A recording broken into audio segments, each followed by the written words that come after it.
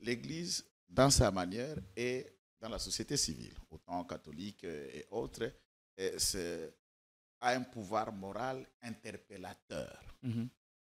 Mais celui-ci ne comprend pas le double rôle qu'il joue, puisque c'est son pasteur. C'est ça la différence qu'il y a. Il n'est pas seulement pasteur congolais, il peut mettre un point de vue concernant le Congo, mais il est le pasteur de celui qui gère l'État.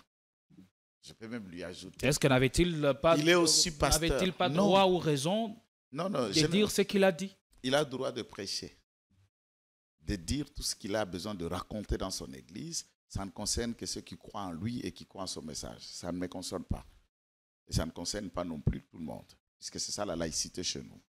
Il est aussi le pasteur d'un autre assassin terroriste rebelle qui tue à l'Est. Nous attendons aussi de voir combien il a on est pasteur. Attendez. On peut être pasteur de méchant ou voilà. de juste. Alors, quand est-ce que le pasteur bon moralisateur soit-il, a-t-il déjà prêché pour apprécier par la prédication le comportement de son fils Nanga?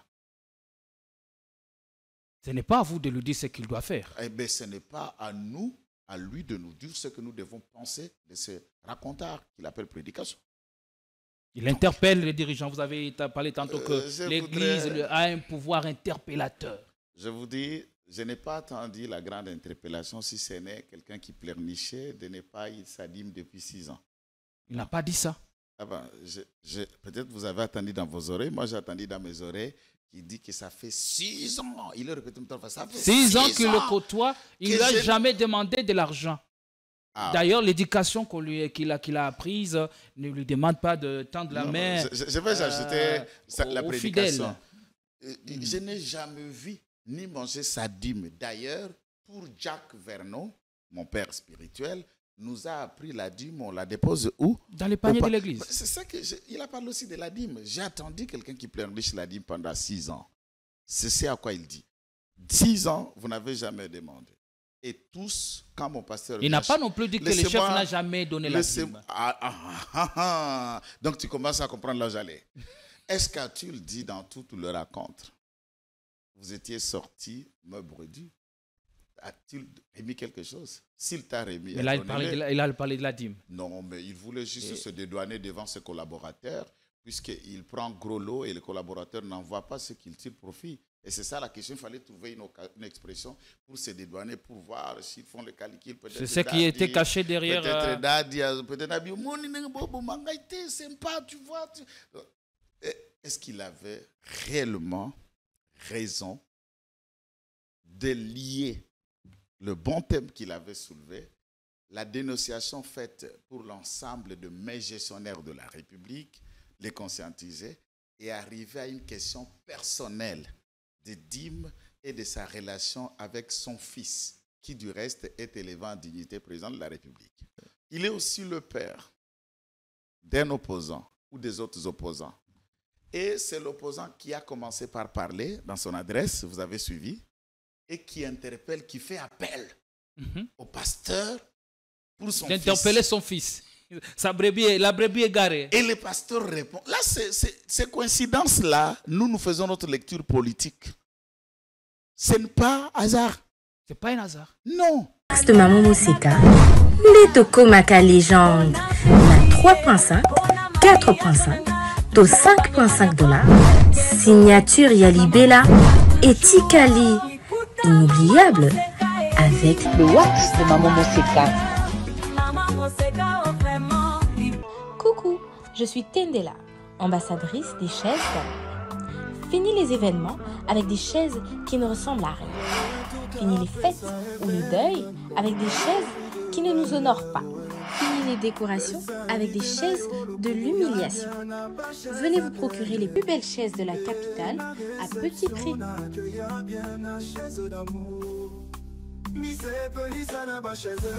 J'ai une très bonne nouvelle pour vous. Si vous êtes à l'étranger et que vous souhaitez envoyer de l'argent à vos proches qui sont ici au pays, voici l'application qu'il vous faut. SendWave. C'est ultra rapide, sécurisé et surtout sans frais d'envoi. Vous avez surtout l'avantage de gagner jusqu'à 10 € dès votre premier transfert si vous utilisez mon code promo TATOU24. Hey hey! Na imprimerie Muzuri, tobuki ba prix na ndenge ya kafu kafu. Poche biso qualité na moins cher. Imprimez vos bâches na 6 $ ya pamba. Et souki wanate, tozape na ba service lokola. Broderie industrielle, sérigraphie, offset, impression sur drapeau, tasse, polo, képi, roll-up ordinaire et VIP na prix 10 000. Yoka mon amer, tobuki peba extend na 29 $ ya pambae.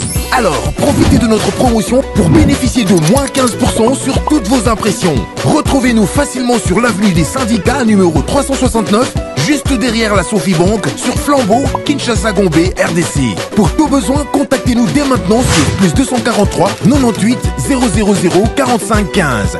Imprimerie Muzuri, vous dominez l'impression.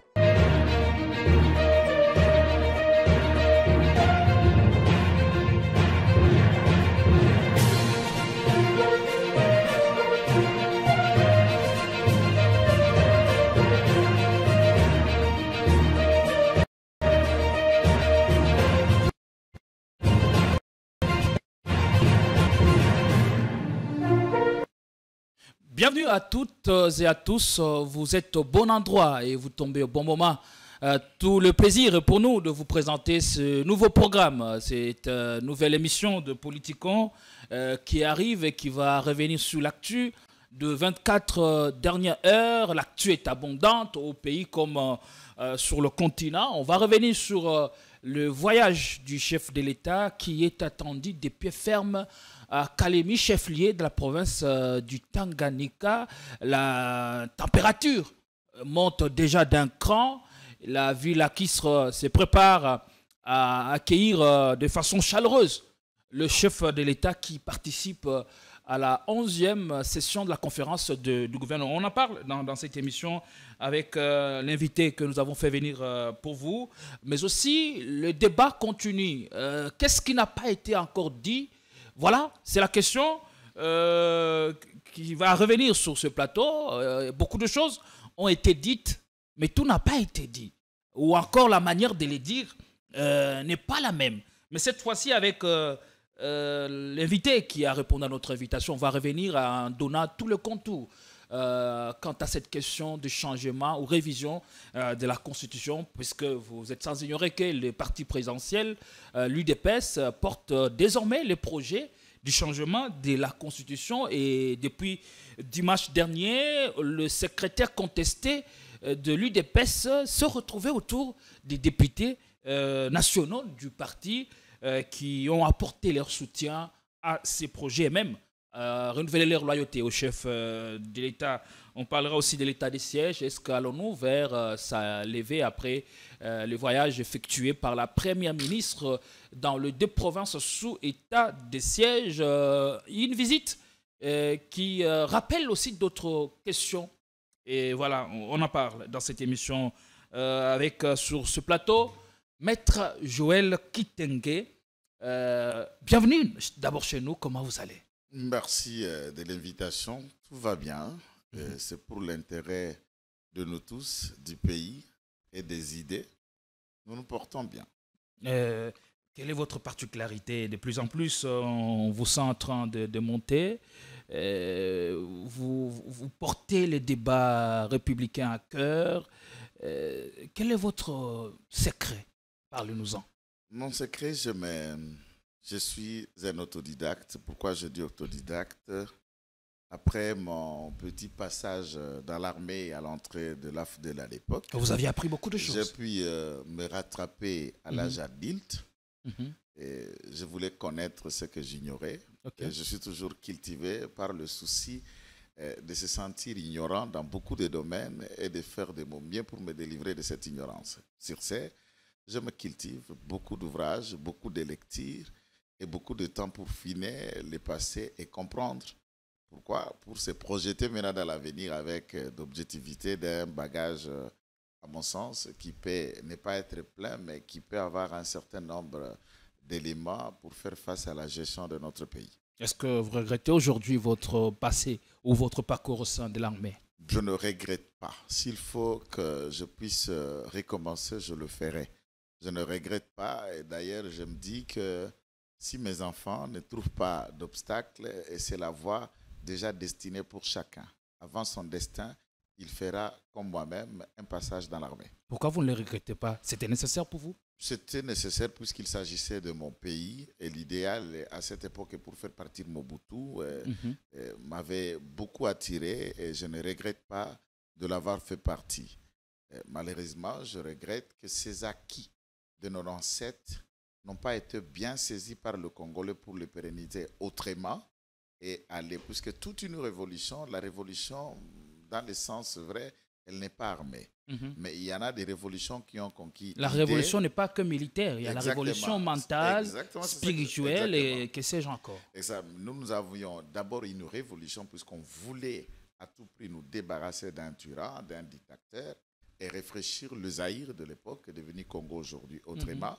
Mais la branche armée était. Mais de notre côté, tout ce que je ne peux comprendre, que je peux regretter, puisque ça ne relevait pas de mon niveau de la prise de décision, c'est d'avoir associé un allié, et cet allié est devenu une pune pour nous, comme la République. Donc je fais allusion au Rwanda. Nous n'avions pas que le Rwanda dans la conquête de l'AFDEL comme allié, mais tous les autres alliés ne sont pas autant de pines, puisqu'il y a eu des Malawites, il y a eu des Zimbabwéens, il y a eu des Botswanais, il y a eu des Angolais, il y a eu l'Ouganda, il y a eu Burundi. Mais en soi, avec l'État burundais, ça ne nous pose pas autant d'épines. L'Ouganda, quelquefois, mais dans la plupart des cas, c'est le Rwanda qui devient un ennemi belliqueux.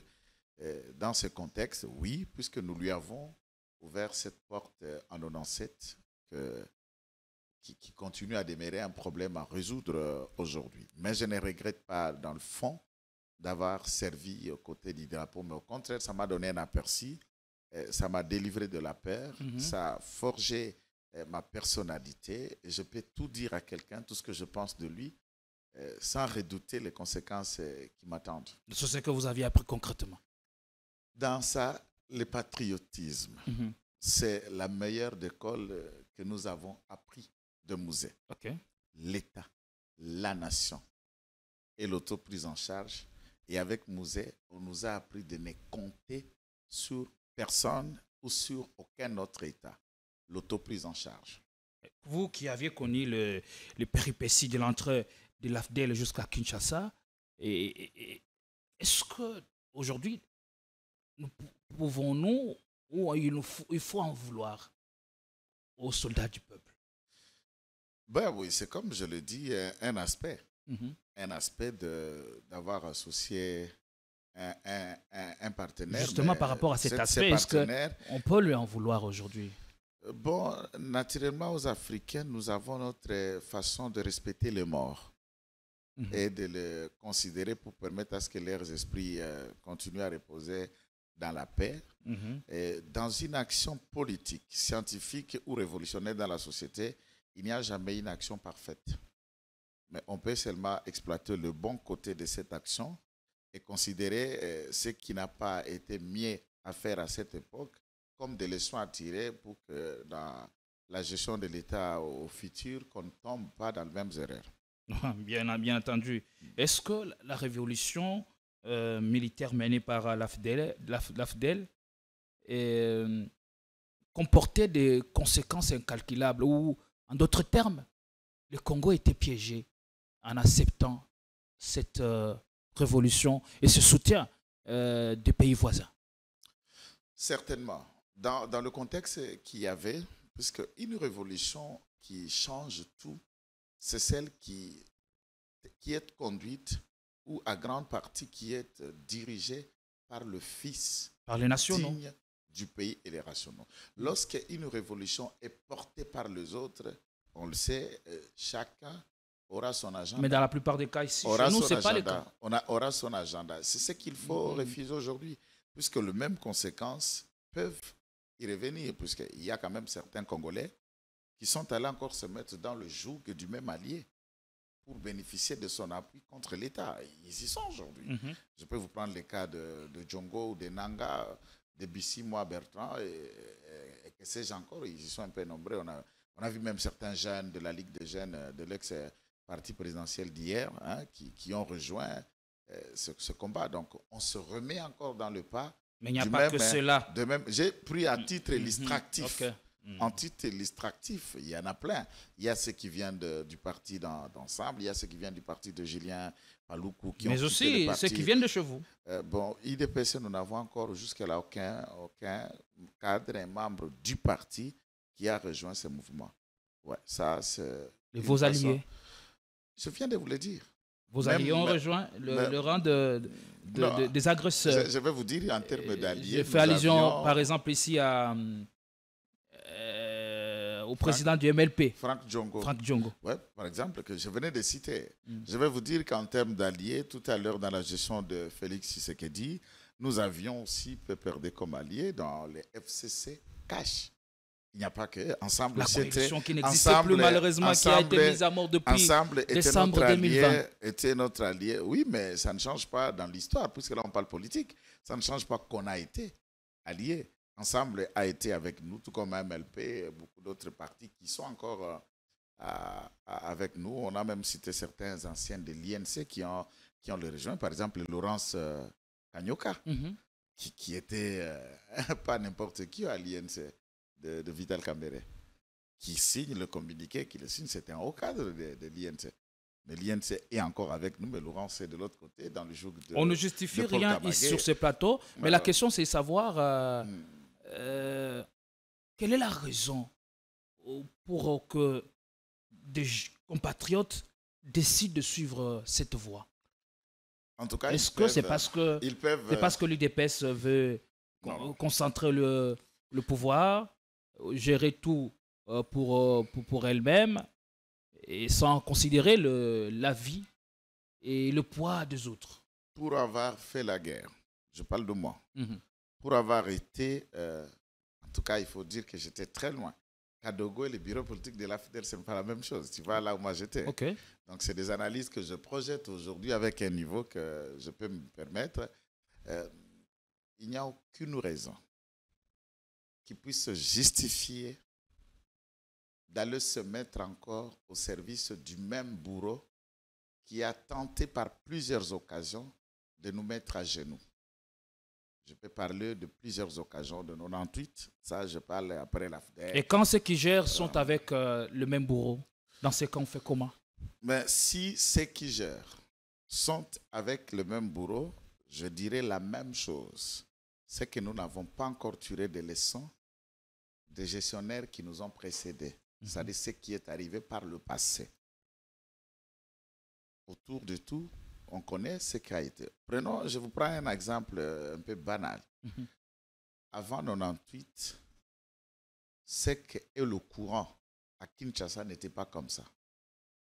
L'attaque du Congo central par le RCE de Goma tenta de prendre la base militaire, ce qu'on appelle quoi encore? Kitona et les obus ont touché les turbines d'Inga. Vous et moi, nous le savions. Et les morgues, les chambres froides, il n'y avait pas le courant pendant plusieurs mois. C'était chaotique.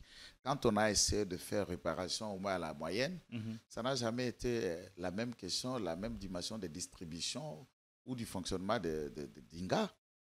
Et nous le payons encore aujourd'hui par des délestages et autres. Mais avant ça, nous n'avions pas de délestage ici. Voilà une conséquence qui demeure et qui traîne. Et quand on évalue pour réparer cette turbine, c'est des millions. Donc ce sont là les conséquences collatérales. Donc je vous dis, de cette guerre. Les armes. Les révolutions armées n'ont jamais réussi à travers le monde. Sauf les révolutions idéologiques qui ont réussi. Qui sont sans conséquences. Qui ont toujours des conséquences si vous menez cette révolution très mal. C'est ça que je dis. Toute action de l'homme ou tout acte posé par l'homme a toujours des avantages. Négatifs ou positifs, ça dépend de quelle manière vous menez ou vous posez ces actes.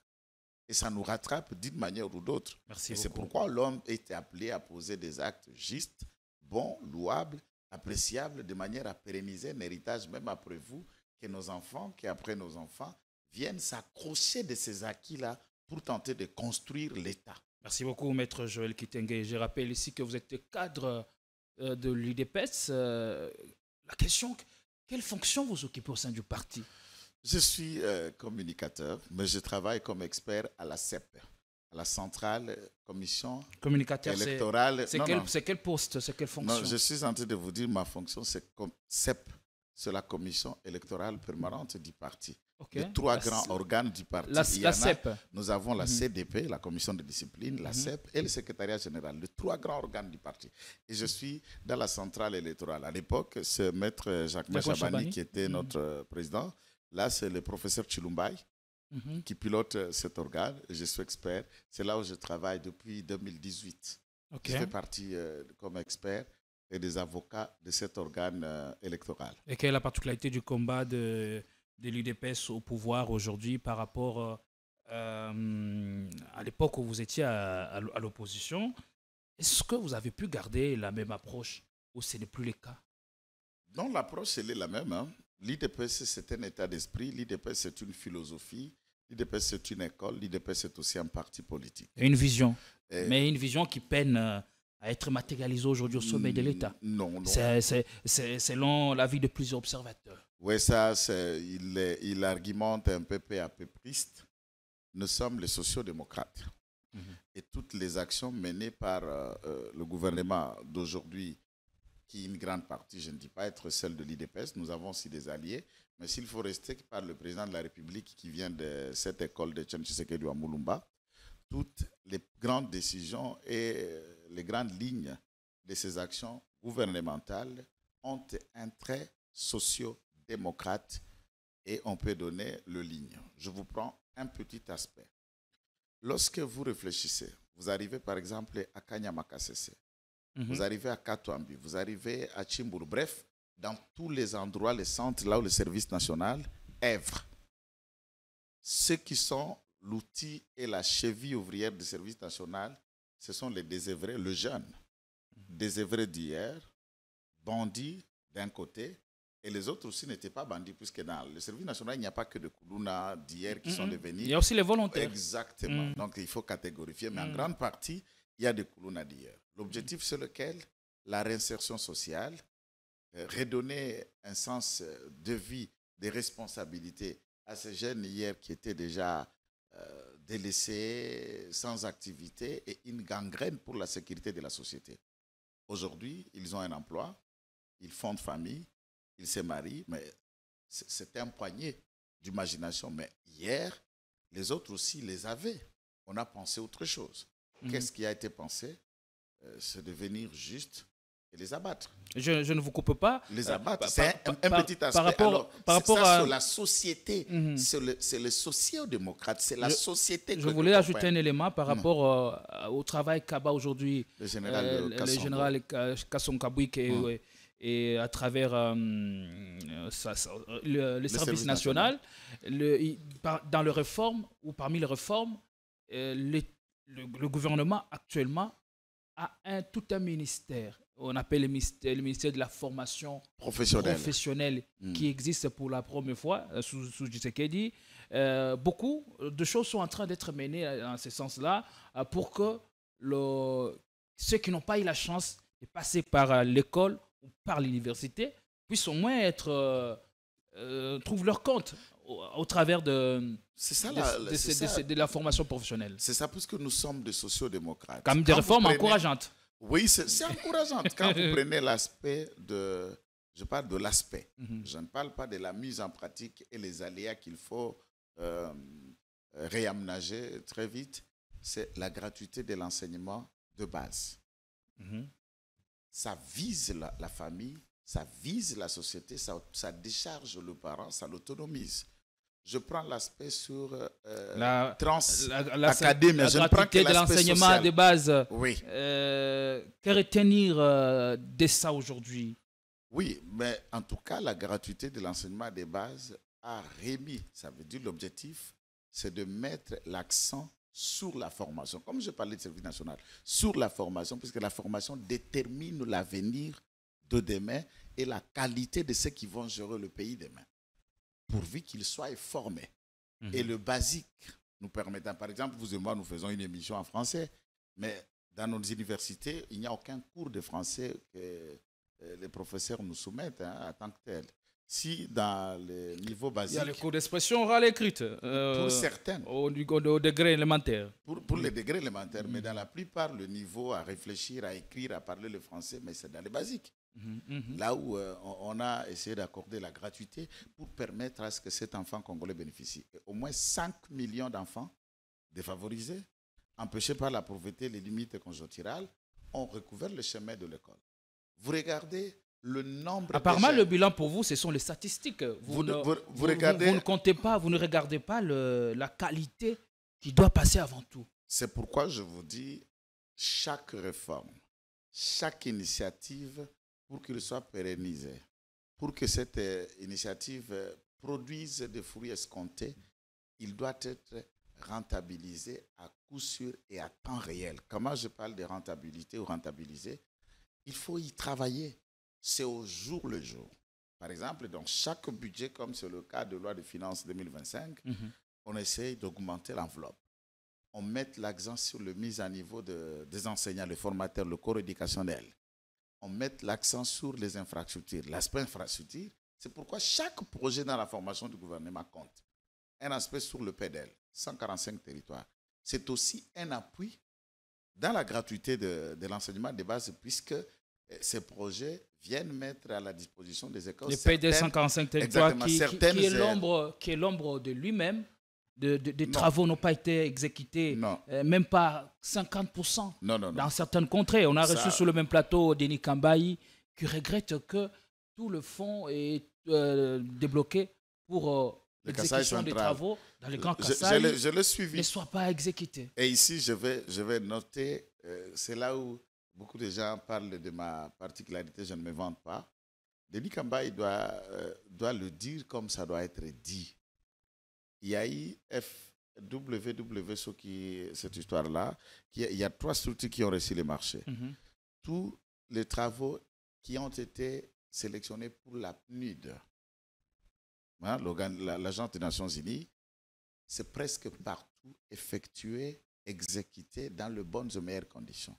Là où ça pose problème, c'est la BSECO du professeur Jean Mabi, qui est du Kasaï central autant que Denis Kambayi. Et celui qui bloque le projet. Puisque lui, il a été placé là par son ami Nicolas Kazadi pour des raisons que je ne développerai pas ici. Mais il est en train de foutre la merde dans cette histoire de BSECO. Et si tout le monde ferme les yeux, considérant...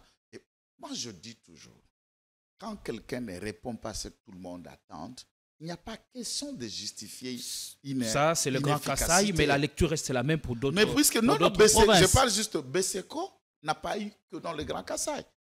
Les 3 structures ont gagné l'ensemble du marché à travers la République, à travers tous nos territoires. La PNID, BSECO et WWFF, c'est une structure aussi des sociétés. S'il y a des sociétés qui exécutent, ils ont été le sous-contractant. Donc, la PNID a gagné et la PNID peut sous-traiter. Une autre entreprise, BSECO a gagné, il peut sous-traiter. Des 3 cas, ça dépend. Mais ce sont les 3 structures qui ont gagné partout. Quand quelqu'un a gagné le marché, il doit y avoir des mécanismes de suivi, d'évaluation, de bureau de contrôle technique pour voir la qualité de l'ouvrage, la durée de l'ouvrage. Mais ce qui est vrai, dans nos différentes provinces, il y a un problème de l'état de communication, de route. Donc, pour exporter, ramener, par exemple, le bar de fer, le ciment et beaucoup d'autres matériaux à construction dans certains milliers, en tout cas, la durée peut poser problème puisqu'on voyage à travers le Congo profond et c'est un vrai problème à résoudre. C'est pourquoi je ne cesse de rappeler que le projet des 145 territoires, le mité profondément qu'est dans l'état de route pour relier les territoires les uns les autres, ou s'il n'est pas territoire, mais province, les unes des autres, nous allons renforcer le développement à la base. Merci. Donc c'est ça un peu de question. Nous sommes dans le pas de Tchen Tshisekedi à Moulumba, mais nous nous améliorons davantage.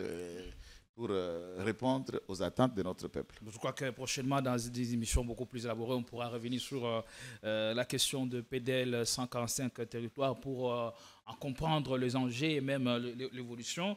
Pour l'instant, on va prendre l'actualité, mais avant d'en arriver, vous êtes sans ignorer que le pouvoir corrompt. Et je ne pense pas que le chef de l'État, Tshisekedi, fasse l'exception. Par rapport à ça, qu'avez-vous fait pour éviter que l'on tombe dans cette tentation? Ou qu'est-ce que vous faites aujourd'hui? Non, moi, je crois que nous, vous parlez du président Tshisekedi ou de nous, de tout l'ensemble du système, mais c'est rester, chacun doit rester soi-même ou lui-même. Et chacun doit être figé dans les lois, les textes et les principes qui gouvernent la République. Mmh. C'est-à-dire? C'est cela, puisque la République n'est pas a un outil qui le gère, qui l'organise. Et au-delà de cet outil qui organise, qui fait fonctionner la République comme la norme supérieure, il y a les lois, les actes réglementaires, les us et coutumes dans la forme de la gestion de l'État. Aujourd'hui, beaucoup regrettent que c'est pas le Félix de Mama Marthe que nous avons connu. Peut-être le pouvoir le corrompt déjà. Et voilà. Pourtant, ceux qui le fréquentent. Beaucoup de choses qui pèsent sur lui.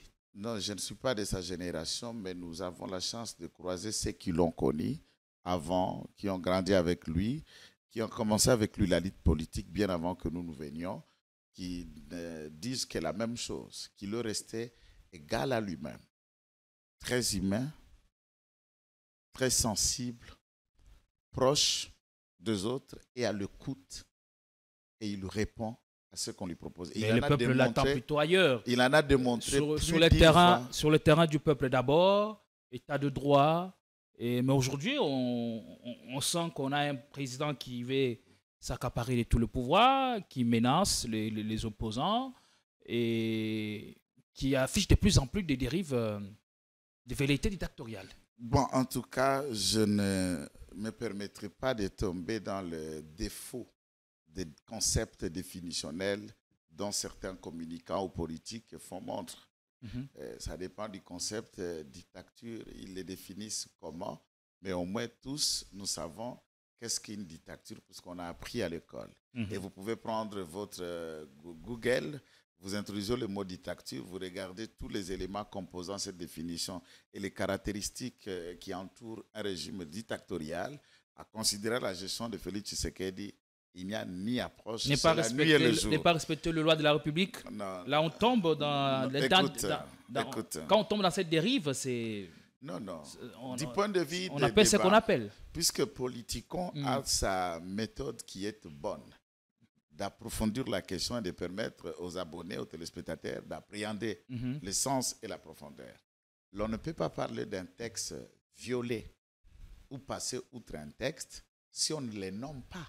Par exemple, article X, disposition telle, voilà ce qui a été prescrit et dans l'action du gouvernement, voilà comment le gouvernement procède. À ce moment-là, on parle de violation. S'il faut aller aléatoirement, on a violé, on a fait, mais là, nous sommes dans le comète mortel. Mais quand vous voulez garder le pouvoir, garder le pouvoir pour vous-même, comment on appelle ça, Maître Joël Kitenge? Merci beaucoup. Un pouvoir sans partage. Merci beaucoup. Déjà, je suis communicant de l'IDPS. En gérant l'État aujourd'hui, l'IDPS ne le gère pas seul. Nous avons des alliés qui viennent de tous bords. Comment sont-ils traités? De la plus bonne manière que les alliés sont traités.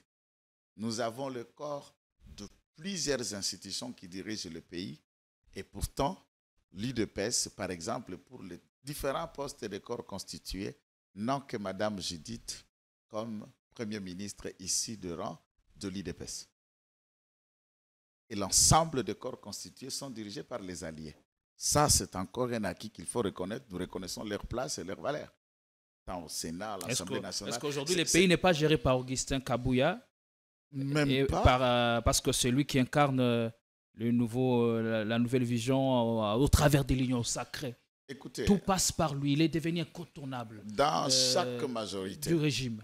dans chaque majorité à travers le monde, dans les régimes qui sont le nôtre ou proches des régimes qui sont comme celui de la République démocratique du Congo, d'où il y a d'un côté le régime présidentiel qu'on appelle SEMI et d'un côté le régime parlementaire.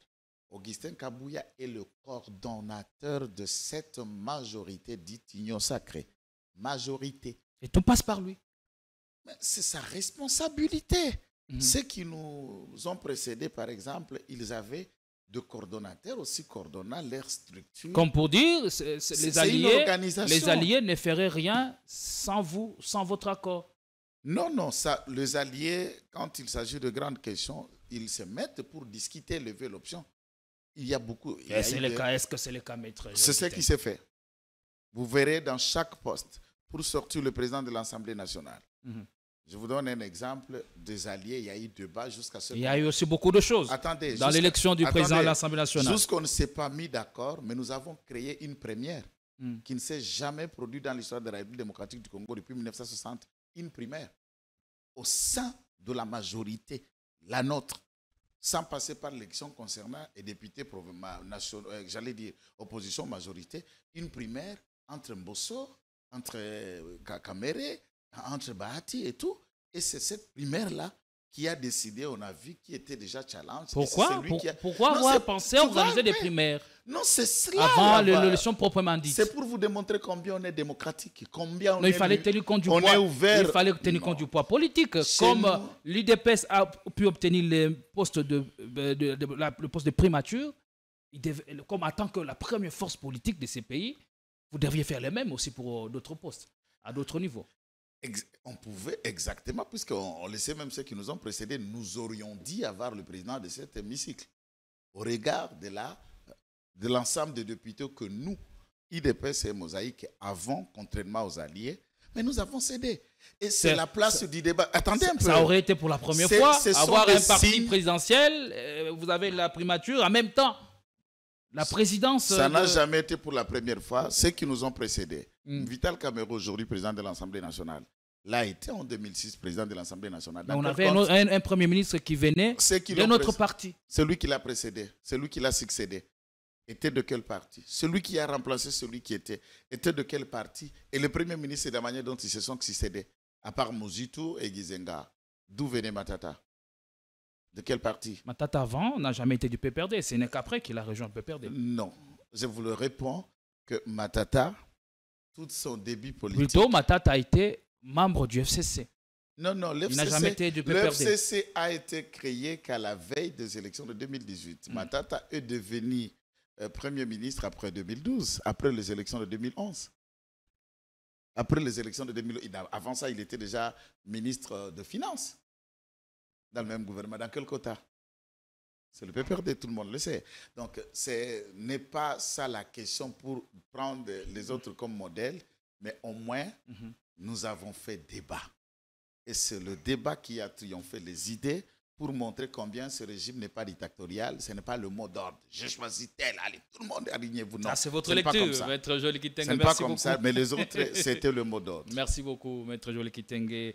D'abord, je voulais faire un clin d'œil à notre confrère Patrick Lokala, qui est désormais libre depuis hier soir. En tout cas, beaucoup de choses à toi après cet épisode douloureux. Je le salue. Incessamment, il va nous retrouver ses activités quotidiennes, le plateau, l'animation des émissions. Voilà, beaucoup de force à vous. Et nous savons que vous êtes un homme fort et vous allez vous relever. Donc, il est déjà chez lui à la maison? Déjà. En tout cas, c'est une bonne chose, Patrick. Courage. La deuxième bonne nouvelle, encore, il n'y a pas une bonne nouvelle, c'est une autre. C'est l'annonce par le gouvernement congolais de la délivrance de permis de conduire. Vous allez le remarquer à travers cette vidéo que nous demandons à la réalisation de nous balancer. Le ministre du Transport, Jean-Pierre Bemba Gombo, s'est activé pour enfin donner aux Congolais et Congolaises le permis de conduire. Ça datait depuis quelques années que les Congolais n'avaient pas droit à ces sésames? Certainement, nous saluons l'initiative.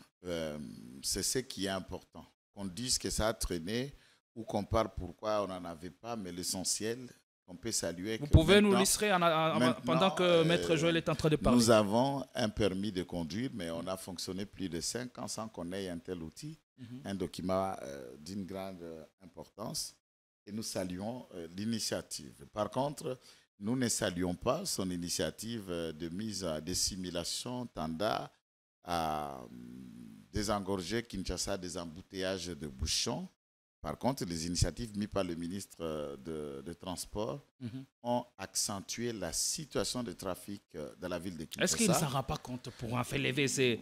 Moi, je crois que tout ce qu'il a à faire, système expérimental. Tout ce qu'il a à faire, c'est de capituler et de considérer que son initiative n'a pas réussi, ça n'a pas fonctionné, il n'y a pas la honte là-dessus de capituler. Deuxième aspect que nous n'apprécions pas, ça c'est mon point de vue personnel. Je ne dis pas nous comme IDPS, nous comme Maître Joël Kiteng. Vous êtes libre de penser. Ça, j'assume ma position.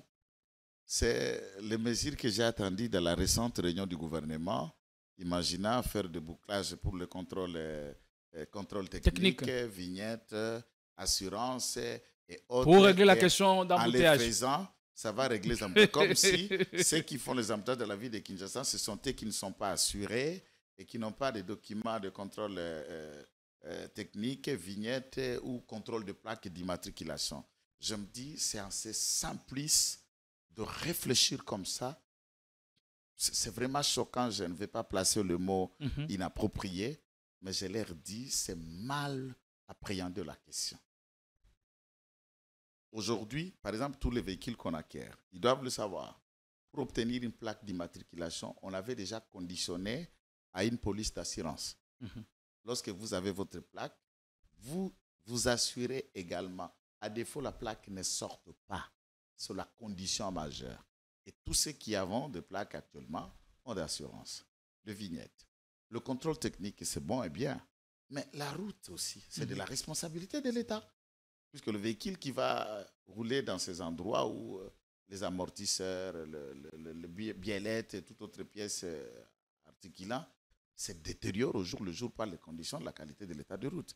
Moi, je pense que nous tendons vers la fin de l'année. Et la ville a toujours été surchauffée. Ce sont des mesures. Et pourquoi toutes les mesures ne semblent pas marcher? Est-ce que non, il faut c'est le personnage qui est plus grand que le ministère ou l'inverse? Je crois que dans l'avenir, ce qu'il faut imaginer, c'est de garder un principe simple de la vie. Lequel on dit on ne change pas l'équipe qui gagne. On ne maintient quelqu'un en poste ou on ne confie quelqu'un d'autre à un poste que s'il a fait preuve là où il a été. Ça, c'est la meilleure méthode de faire.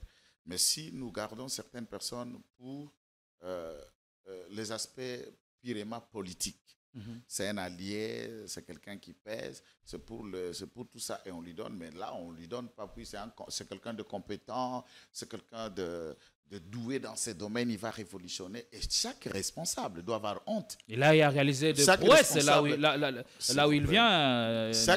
Notamment, on met à son actif l'acquisition de drones, de matériel sophistiqué. J'en connais assez. J'en connais assez dans la ce levée domaine. de l'embargo. Voilà, c'est des choses qu'on met un peu à son actif. Qu'est-ce que vous en dites? J'en connais assez dans ce domaine.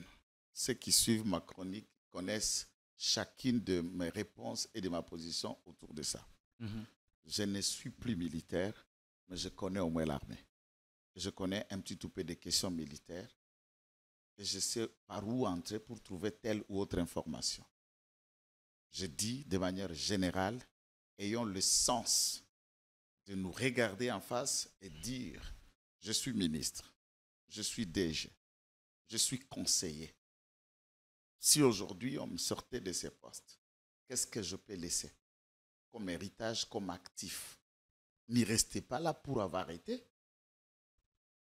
Restez là pour transformer le département dans lequel vous avez la gestion et la politique de révolutionner ce domaine-là. Et le peuple se souviendra, pensera énormément de vous. C'est tout ce qu'il faut faire. S'il en a laissé, En fait, je dis, ceux qui savent sa gestion au ministère de la Défense, moi aussi j'en sais autant, il n'y a rien à apprécier. Si vous travaillez bien, le peuple... Il n'y a rien à apprécier là. Le peuple dira tout le bien de ce qu'il pense de vous. Les Congolais sont comme ça. Voilà. Vous faites mieux, vous n'avez même pas à chercher à ce que vous deveniez populaire. Vous ne direz même pas aux musiciens, chantez-moi. Non, vous trouverez que votre nom sera chanté partout. Les petits exemples, c'est notre jeune ami, bon, je ne préfère pas ce mot puisque je risquerais d'être comme le ministre. L'ex-ministre à Linette, là. Qui? Alors, tonton Pablo. Vous faites allusion à qui? Omar Bongo. Alors, si je suis en train de parler, le jeune Constant Moutamba, ministre d'État, maître, mon collègue comme avocat, un ami comme frère dans la lutte, moins de 40 ans. Moi, j'en ai plus de quarantaine. Il est en train de révolutionner un domaine et ça se voit. Et aujourd'hui, je fais mes chroniques. Si vous faites une analyse contre Constant Moutamba, c'est les abonnés qui s'apprennent à vous. Il les a donnés quoi? Pourquoi il les a conquis? C'est simple. Agissez dans votre domaine et vous n'allez pas vous vendre. Tous vous appuieront. Allez, merci beaucoup.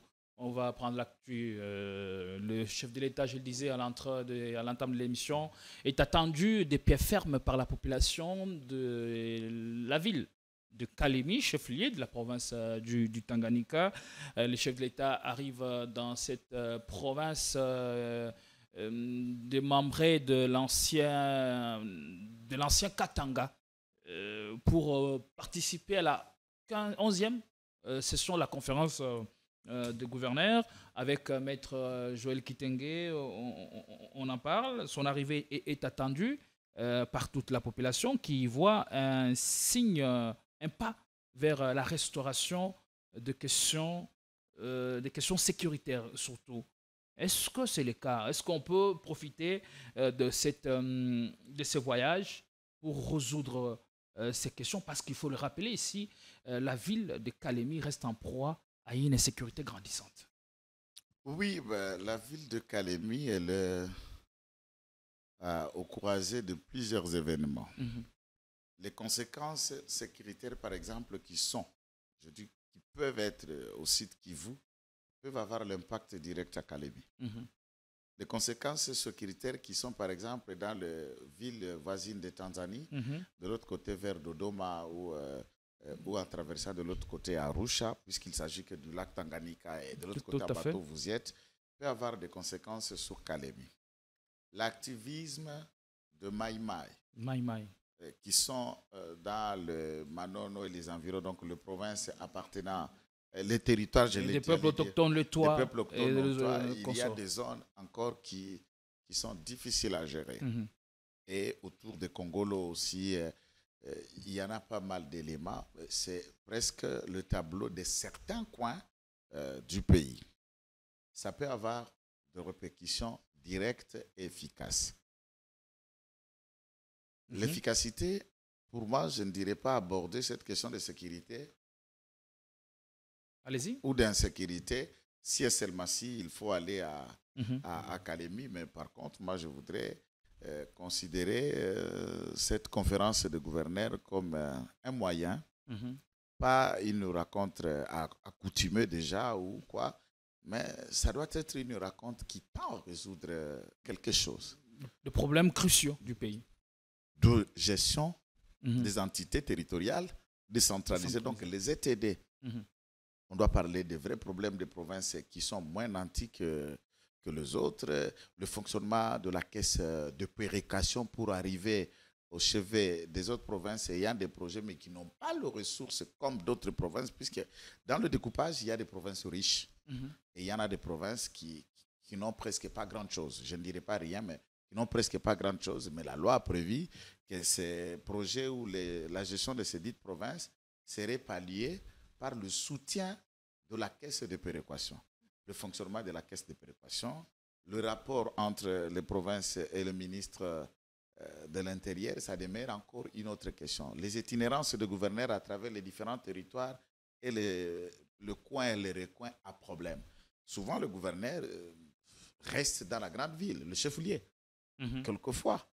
je ne préfère pas pointer quelqu'un ici, mais restez dans le coin.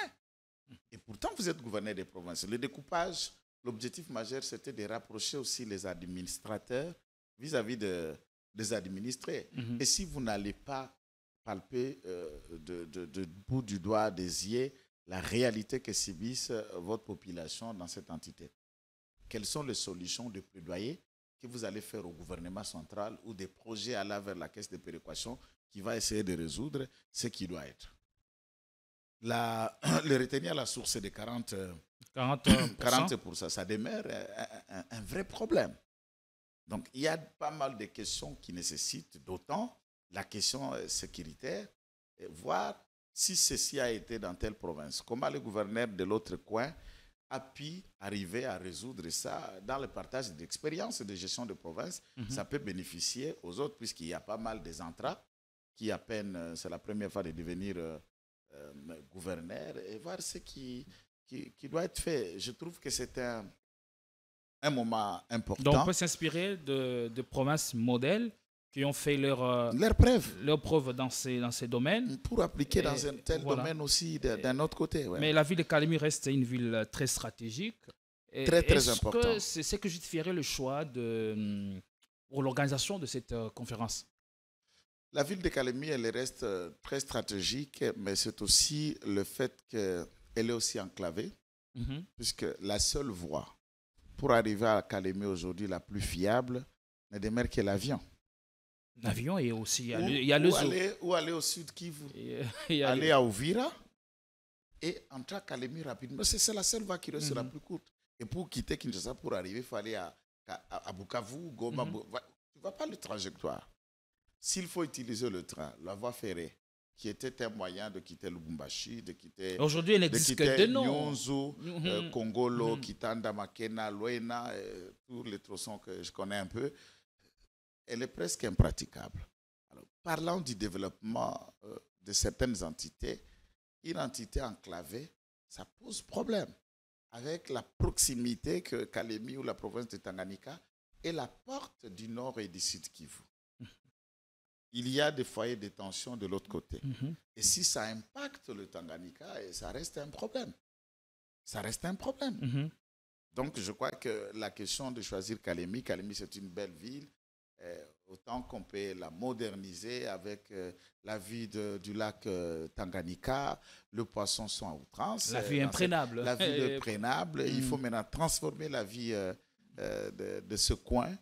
Et je vous dis qu'Kalemi pouvait devenir un bijou. Vous imaginez dans le bloc pétrolier qu'on en a parlé récemment, sur les 24 blocs pétroliers gaziers, la province de Tanganyika seule a 11 blocs pétroliers. C'est une province un potentiel énorme dont on peut tirer profit. Énormément riche que le Lualaba.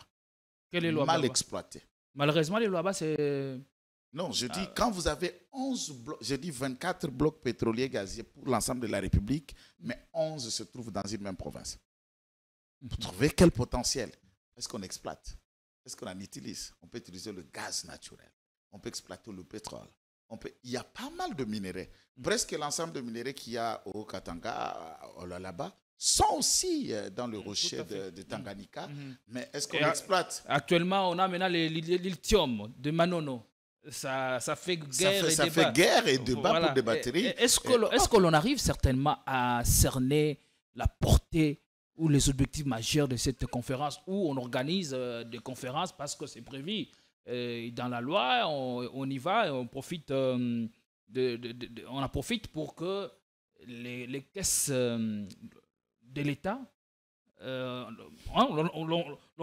profite au fait de cette situation pour que l'on ait quelque chose dans les caisses de l'État. Bon, je ne dirais pas que c'est du tourisme organisationnel, non, mais au moins nous pensons que rentabiliser cette rencontre pour approfondir la question de la gestion des entités territoriales décentralisées, poser de vrais problèmes et engager aussi des idées à apporter de vrais diagnostics, c'est ce à quoi nous attendons. Donc, ces gouverneurs sont comme des commis, qu'on appelait dans le langage d'hier de l'État, de représentants personnels du président de la République dans leurs entités. Donc, on attend de résultats concrets. Merci concrets. beaucoup. Surtout ceux qui sont, je parle en termes de leurs provinces riches. Il y en a 2 provinces, énormément, il y a des moyens. Comme la ville de Kinshasa. C'est une province riche. En termes de mobilisation des recettes, il y a énormément d'argent ici. Mais comment on les canalise? Voilà, on va prendre 2 dernières questions. Il y a eu débat entre le pro Fachi et contre le pasteur Dallot, pasteur Roland Dallot. Mais dimanche, on a assisté à des très belles images, des accolades chaleureuses entre les pères et les fils. Et je me pose la question, est-ce que le fils est revenu à la raison ou il est rentré à la maison, comme d'habitude? Mais de la part de pro au pouvoir, on n'a pas apprécié ce qu'a dit l'apôtre Roland Dallot, un écart de langage ou trahi par les Lingala. Bon, d'abord, il faut noter que moi, personnellement, mon lien avec Antoine Félix Tshisekedi Tshilombo, chef de l'État, nos liens sont l'IDPS. Nous avons des liens politiques par le fait qu'il vient de mon parti et nous le considérons comme l'autorité de référence de ce parti. Voilà notre point d'accord et de rassemblage. Ces idées, je les épouse, je les soutiens, je l'accompagne. Alors, spirituellement, je suis aussi croyant, mais je ne suis pas croyant de Philadelphie. Et l'IDPS n'est pas IDPS Philadelphie, d'abord ça c'est clair, il faut qu'on note. C'est son église à lui, et non pas l'église de l'État, puisque l'État en tant que tel est laïque. Et l'État chez nous ne croit à rien, et il croit à tout. Au regard de la Constitution, comme ça j'ai employé ce mot, il est laïque. Tout est mentionné dans le préambule de cette Constitution. Et à ce moment-là, il est libre d'aller prier où il veut, de croire à ce qu'il croit. Moi, je suis libre de prier dans ce que je veux, de croire à ce que je crois, mais ce qui nous unit, c'est notre combat politique, c'est mon engagement au sein du même parti dont il était président. Faute d'incompatibilité, il ne le plus aujourd'hui, mais il demeure produit et fruit de l'IDPS, mon parti. Alors, apprécier ce qui était passé l'autre dimanche, bien sûr, ça nous ne nous cachons pas, nous n'avons pas apprécié ni applaudi. Puisque c'est vrai, qu'est-ce que vous dérange? L'Église, qu'est-ce que vous a dérangé dans ces prêches? Non, là je le dis en chrétien. Ça ne nous dérange pas dans ces prêches. L'insolence ne peut déranger personne. Ça ne peut déranger que celui qui, comment il administre sa prédication, comment il a été formé en théologie. Ça ne dérange personne. Ça ne peut que déranger la morale de celui qui l'emploie. Ce n'est pas nous qui nous dérange. Je veux dire ce que je comprends. L'Église, dans sa manière, est dans la société civile, autant catholique et autres, a un pouvoir moral interpellateur.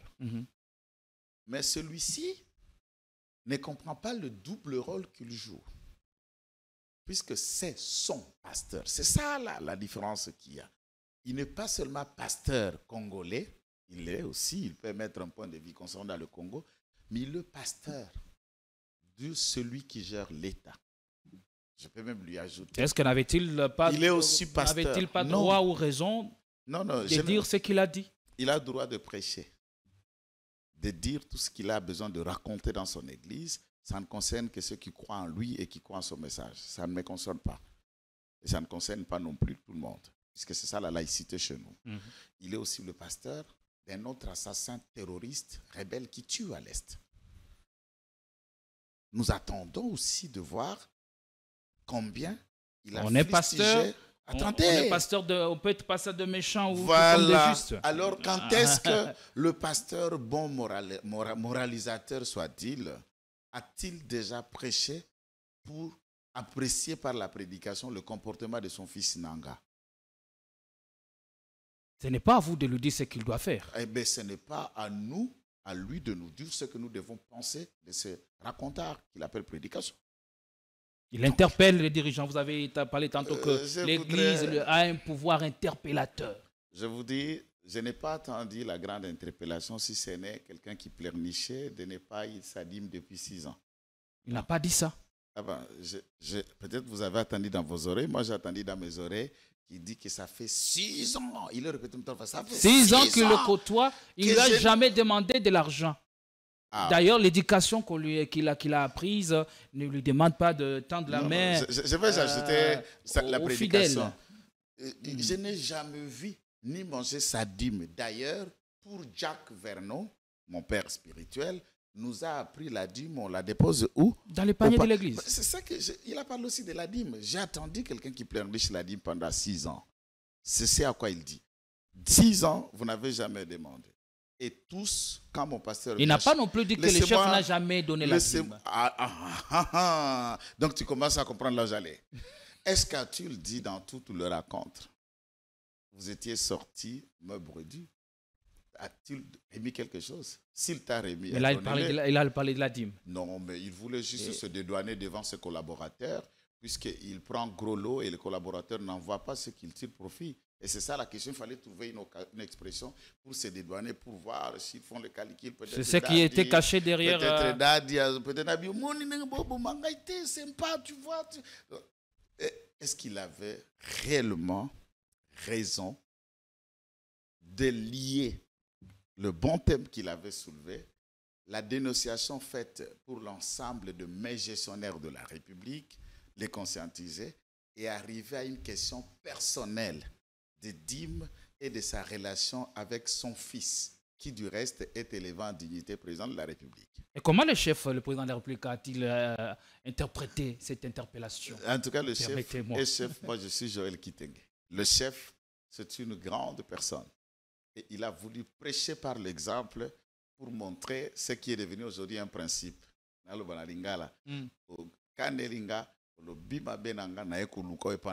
Est-ce que Bino va toi des pèses? Est-ce que Boutika a déception?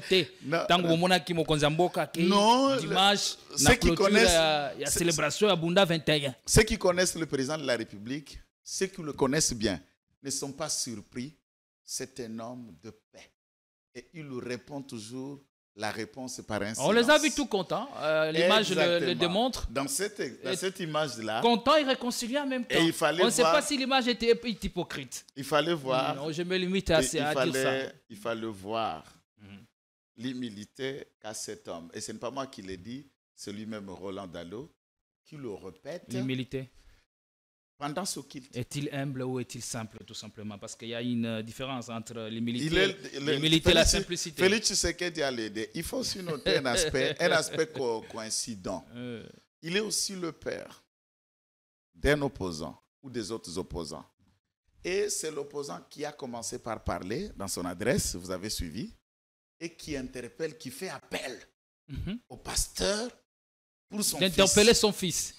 La brebis est garée. Et le pasteur répond. Là, ces coïncidences-là, nous faisons notre lecture politique.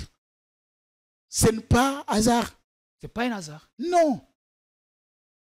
Si le président de la République a voulu prêcher par l'exemple, par son attitude de bon chrétien et de respect toujours envers son pasteur, nous le concédons puisque chez nous à l'IDPS n'a pas de foi.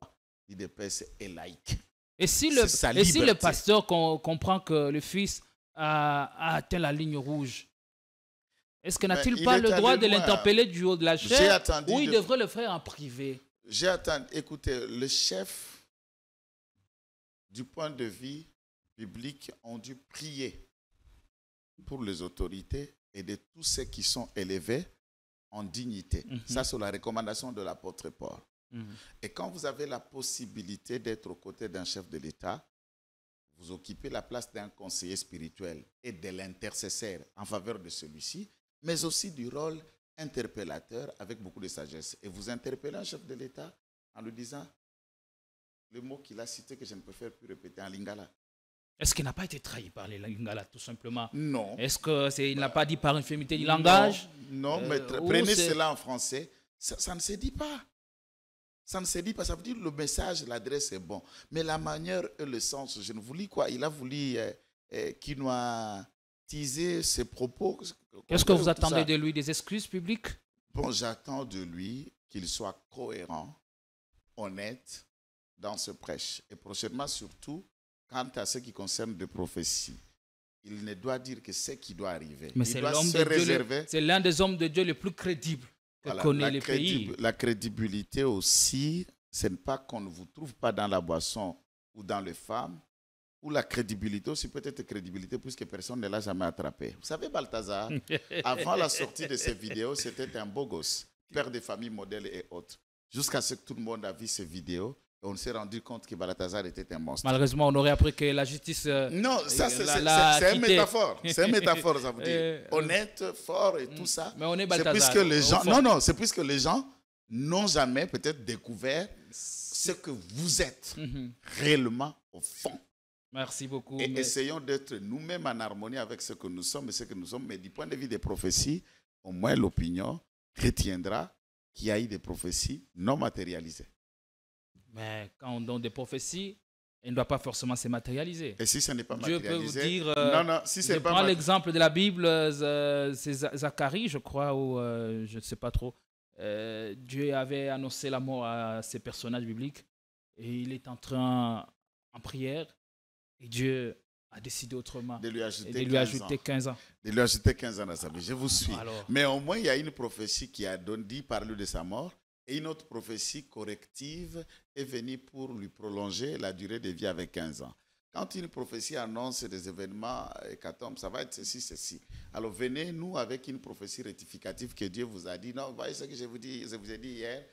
Et si Dieu ne lui a pas dit et Dieu a révélé à la personne coupable. Non. Si c'est que Dieu vous a dit n'arrive pas, c'est que c'est vous-même qui avez parlé. Oui. Alors arrêtez de parler à la place de Dieu. Il y a aussi l'Église catholique qui mobilise le peuple contre le changement de la Constitution. Nous attendons cette mobilisation. Monseigneur, le cardinal Mbongo qui a donné un non-retentissant à ce projet finesse qui semble diviser le Congolais au lieu de les unir. Mon cher Votre frère, dernier mot. je vais vous dire, mon frère Gédéon, que l'Église, tout comme toute autre Église catholique, soit-il Roland membre de la société civile, ou la société civile. Marcelo, ou n'importe qui, ou le prophète Christian Jacob Kabamba, n'importe qui peut mettre un point de vue puisqu'ils sont congolais.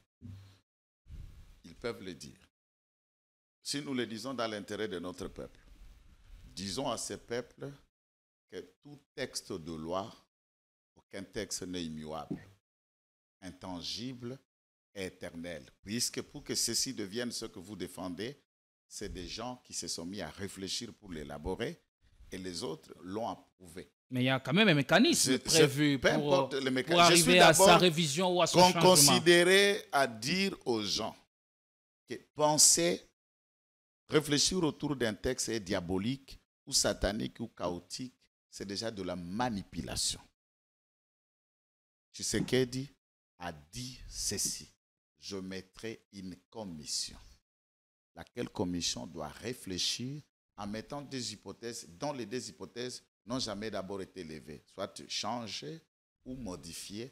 Les deux hypothèses ne seront pas là puisque la question sera traitée porte déjà l'année le projet prochaine. de changement. On est et parti ici, on politique. constate que tout ce que dit Kabouya est repris fidèlement est repris après par le chef de l'État. C'est que nous réfléchissons comme parti politique, c'est de notre droit. Les autres partis politiques peuvent réfléchir contre nous, tout comme l'Église peut réfléchir autrement, différemment de nous. Mais le point d'attente, c'est lequel? De tous les débats qui viennent de l'opposition, de la majorité, de l'IDPS ou ses alliés, il y a un point commun dont nous tous, nous connaissons les limites, certaines insuffisances et la question qu'il faille autour de cette constitution. C'est quel point? Et les débats autour de tout. Non, moi je peux vous donner les lignes, pas des articles, les lignes. Quand Sesanga vous parlait de la refondation de l'État, il a parlé de refonder quoi? Qu'est-ce qui gère l'État? Lorsque Fayoul vous parle de réforme institutionnelle, il a voulu, entre constitution et institution, qu'est-ce qui régule qui? Qu'est-ce qui est dans quoi? Lorsqu'Adolphe Mouzitou parle qu'il faut jeter et autres. Donc, je peux vous donner autant d'exemples. Vous verrez que de toute tendance, en 2006, je vous donne la vidéo de M. Kabila. Mais il faut considérer aussi le temps, considérer aussi l'opportunité. L'opportunité.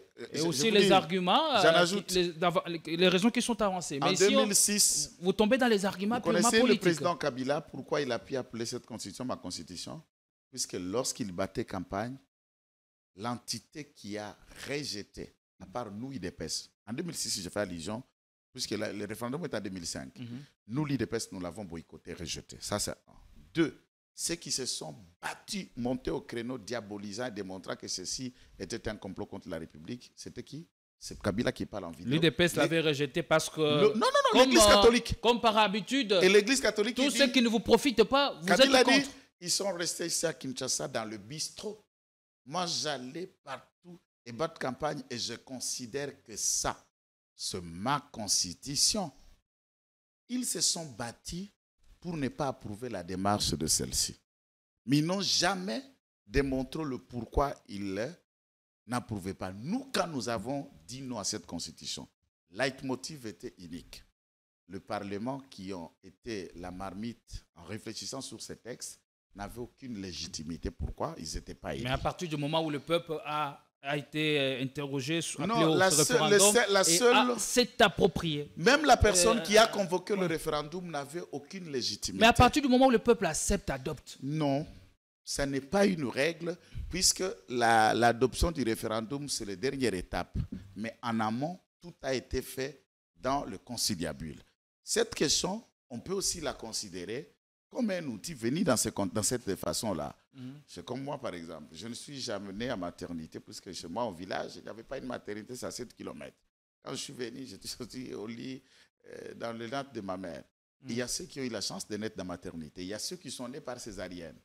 Et ainsi de suite. Mais on est tous enfants. C'est ça la Constitution. Ça peut venir de n'importe quelle forme, ça débouche. Mais il y a lieu maintenant aujourd'hui, après quatre législatures, les changements de la Constitution suffiraient pour résoudre le problème d'embouteillage, le problème d'emploi des jeunes. Il doit comprendre. C'est des questions importantes auxquelles votre pouvoir devait s'atteler en premier lieu. Si M. Ambongo est théologien, bibliciste, que je sais encore, je connais au moins, pour avoir étudié à la faculté catholique, le droit canonique, le droit de la gestion de l'Église, des sanctions et des tribunaux d'Église qui gèrent et qui sanctionnent ce qui se fait à l'Église.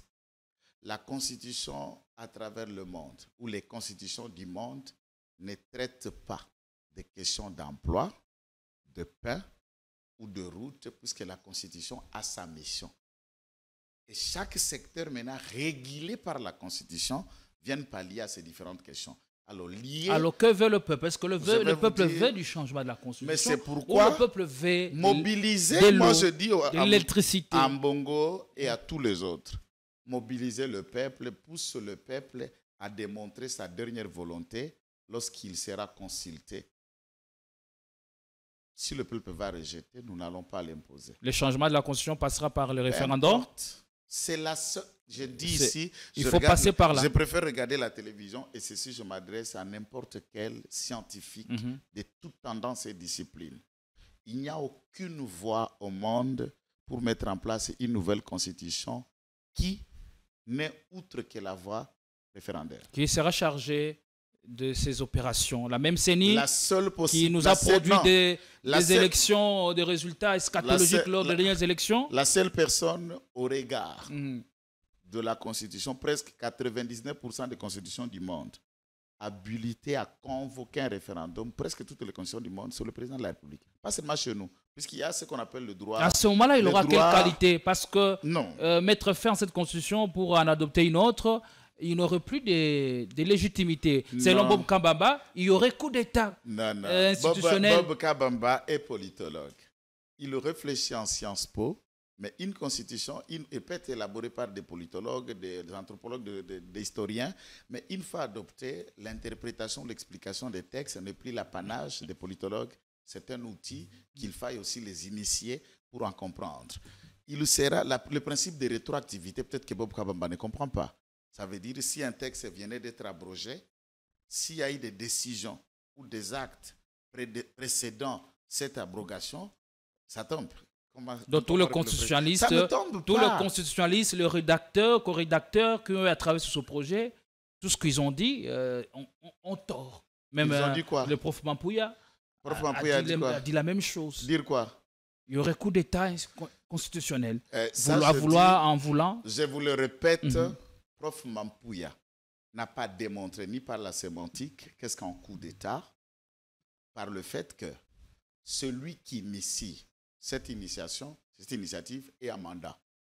Il est couvert par un mandat légal de la même constitution. Ça, c'est un. Deux, dès lors qu'il initie pendant son mandat, si tout est fait dans la légalité, la limite de son mandat, il n'y a pas un coup d'État puisque ça ne le consacre pas, la révision, le changement ne les proclame pas d'office président de la République. Les changements déterminent les procédés qui détermineront les animateurs à venir. N'étant pas, l'article même 70 de cette même constitution permet à garder le statu quo. Voilà la raison de ces 2 ans à Bolafa que nous avons pu de 2016 à 2018. Tant qu'il est là, il demeure. Jusqu'à ce que ceux qui seront nouvellement élus, ils viennent. C'est l'article 70. Ils tombent pour expliquer ce qu'ils veulent être attendus et de laisser place à la science triompher. Pourquoi vous craignez? Dites au peuple ce que vous pensez, nous dirons au peuple ce que nous pensons et appelons le peuple à nous départager. Le problème, c'est que vous essayez d'emballer le peuple déjà. Vous êtes déjà en campagne avec le moyen de l'État, en province pour sensibiliser, faire la campagne pour l'avènement de la 4e République. Je vais vous rappeler que je travaille. Et là, ce ne sont pas là les règles de l'art. Je ne suis qu'avocat, je travaille nulle part. Je suis avocat dans mon cabinet et c'est ça mon travail que je fais, mes dossiers avec mes clients. Allez. Je n'ai aucun moyen de l'État pour réfléchir ce que je réfléchis. Et le président de la République, quand il se déplace, il se déplace comme institution. Vous voyez que la règle, même cette constitution, n'a pas réglé. Est-ce qu'un président de la République, par fin mandat, devenu candidat, doit démissionner ou arrêter d'agir comme président de la République puisqu'il est candidat? Cette constitution n'a pas résolu. Nous sommes dans la règle qui est acceptable. Et vous ne pouvez pas faire débat là-dessus, puisque c'est comme ça que nous avons élaboré, nous avons fait. Beaucoup. Après les contre-vérités déconstruites par le rédacteur, le co-rédacteur de cette constitution, le chef de l'État est revenu à la charge pour justifier ou parler de l'article, évoquer l'article 217 comme élément justifiant à tout prix le changement de la constitution. Alors, ça fait débat. Je pense qu'on a appris beaucoup, on a parlé de beaucoup de choses. On n'a pas accordé beaucoup de temps à cette question. Pensez revenir prochainement avec le plaisir pour si vous approfondir la question. Nous pouvons revenir et discuter là-dessus. Merci. Merci beaucoup à toutes et à tous. Nous vous disons merci. Prenez soin de vous car chaque jour est une vie. Bonsoir chez vous et à tout à l'heure, mesdames. À tout à l'heure, messieurs.